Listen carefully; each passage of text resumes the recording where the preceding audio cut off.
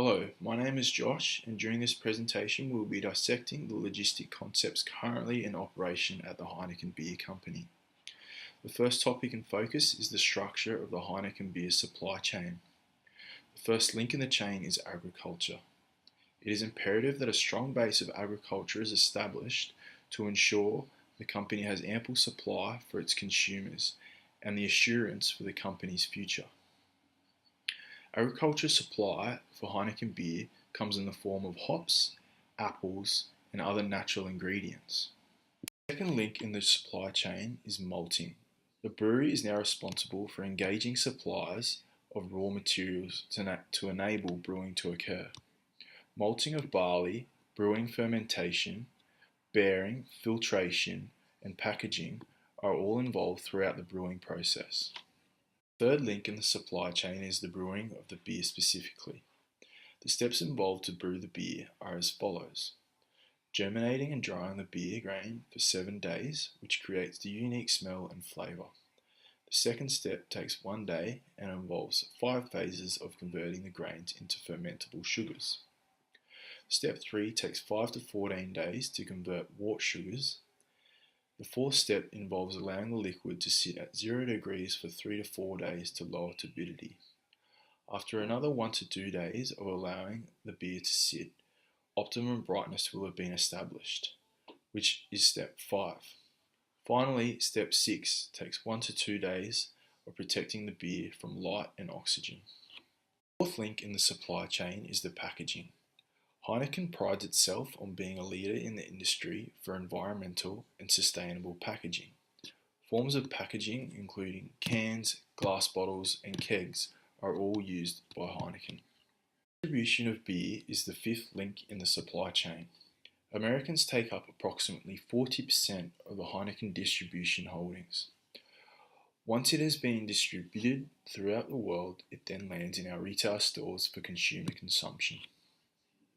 The internet has a major influence on the logistics of Heineken Beer in many ways.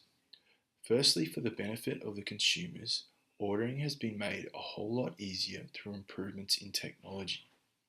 A negative influence seen by Heineken in online orders has been an increase in product returns due to consumers not physically seeing the product before purchasing it.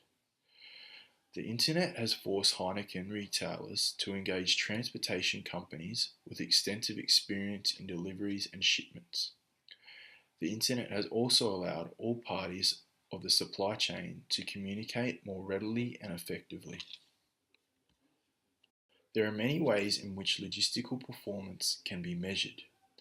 Measures include, but are not limited to, transportation, warehousing, inventory, design and implementation, feed-forward control, concurrent control, and feedback control.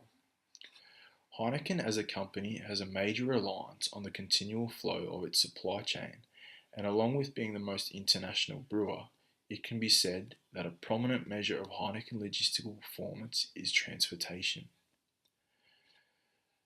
Transportation logistics primarily focuses on labour, cost, equipment, energy, and transport time. Specifically, Heineken measures its transportation logistical performance by recording statistics on deliveries being made in full, deliveries on time, deliveries in full and on time, cost of transportation as a percentage of sales, and inventory stock turns in days. Challenges will always exist within the beer industry for brewing companies, but in the coming decade, Heineken will face particular challenges far greater than others. Distribution challenges are now arising more commonly, with a heavier reliance put on convenience stores, supermarkets, and large retail franchises opposed to pubs and more niche stores. With such a reliance, multiple challenges are presented. Pressure on the price of the beer, along with the Heineken profit margin, is being felt due to retail stores carrying even lower profit margins without discounts being offered. To reduce warehousing expenses, retail stores are challenging Heineken even further by placing smaller yet more frequent orders. As retailers are one of Heineken's greatest assets, as a company it can ill afford to disrupt established relationships. We hope this presentation has given a greater understanding into logistical concepts used at Heineken, and thank you for watching.